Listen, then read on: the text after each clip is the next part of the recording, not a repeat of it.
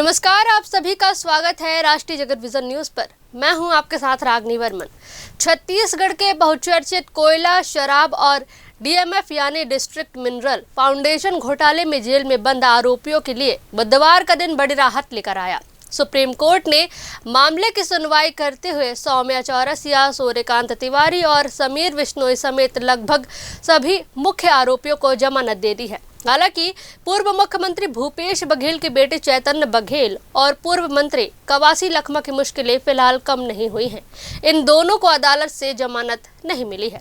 Court ने फिलहाल सौम्या चौरसिया, समीर बिश्नोई और सूर्यकांत तिवारी को जमानत पर रिहा करने का आदेश दे दिया है। कोर्ट ने यह भी साफ किया है कि जमानत मिलने का मतलब यह नहीं है कि आरोप खत्म हो गए हैं, बल्कि केवल ट्रायल पूरा होने तक की राहत है। आरोपियों को सख्त हिदायत दी गई है कि वे गवाहों को प्रभावित करने की कोशिश ना करें। जांच एजेंसियों के मुताबिक छत्तीसगढ़ में कोयला परिवहन पर 25 रुपए प्रति टन की अवैध लेवी वसूली की गई थी, जो करीब 500 करोड़ रुपए का घोटाला है। वहीं शराब घोटाले में सरकारी खजाने को लगभग 2000 करोड़ रुपए का नुकसान पहुंचाने का दावा भी किया गया है।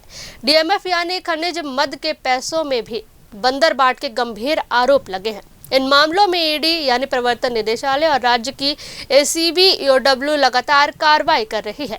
कोर्ट ने सभी को राज्य से बाहर रहने का आदेश दिया है। मामला चलते तक पेशी दिनांक में पहुंचना अनिवार्य होगा। फिलहाल इस खबर में बस इतना ही। देश प्रदेश की खबरों से अपडेटेड रहने के लिए हमारे चैनल को सब्सक्राइब करें और नए खबरों के नोटिफिकेशन के लिए बेल आइकॉन जरूर दबाएं। नमस्कार।